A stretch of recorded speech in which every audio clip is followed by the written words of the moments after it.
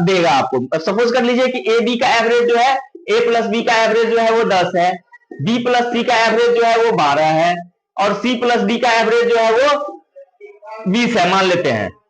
अब पूछेगा क्या कि ए बी सी डी का कुल मान कितना होगा, टोटल वैल्यू ऑफ एबीसीडी, या तो पूछेगा एबीसीडी का एवरेज कितना होगा। इसमें बहुत सारे क्वेश्चन बनते हैं। या तो पूछेगा जो एक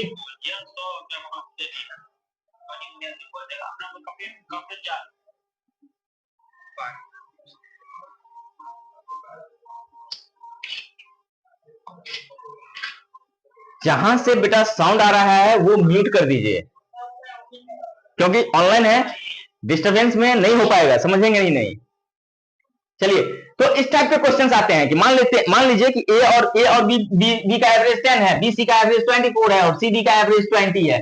अब हम क्या करेंगे, मैंने बताया कि जब हम एवरेज को नंबर ऑफ नंबर के साथ मल्टीप्लाई करते हैं तो हमें टोटल नंबर प्राप्त होता है, टोटल नंबर हमें मिलता है। अब हम यहाँ क्या करेंगे, दो नंबर है तो अब यहाँ हम पहले से कर लेते हैं 20, दो है तो 24 और दो है तो यहाँ कर लेते हैं 40, यहाँ सबको ऐड कर लेते हैं, 4 to 6, 6 और 2 8, यहां हमें मिल गया है टोटल। ये लोग ये सब मिलकर जो अर्न करते हैं वो 84 करते हैं। यहां कॉमन चीज सोचने वाली बात है, क्या ये एबीसी मिलके अर्न कर रहे हैं? नहीं, दो बार ए, दो बार सॉरी इसको सी ए कर दीजिए, दो बार ए, दो बार बी, दो बार सी। वो अगर मैं डी रखता तो क्वेश्चन नहीं बन पाता, इसलिए मैंने उसको चेंज किया। दो बार ए, दो बार बी, दो बार सी। यहां हम राइट कर लेते हैं 2a plus b plus c is equal to 84। तो एबीसी कितना करते हैं, एबीसी करेंगे 4 2 जा 42। एबीसी तीनों ने मिलकर कितना कमाया, 42 रुपीज। अब अगर एवरेज पूछता है तो तीन लोग हैं, 3 से डिवाइड कर दीजिए 14। पहला क्वेश्चन इससे बनेगा, एवरेज आ गया।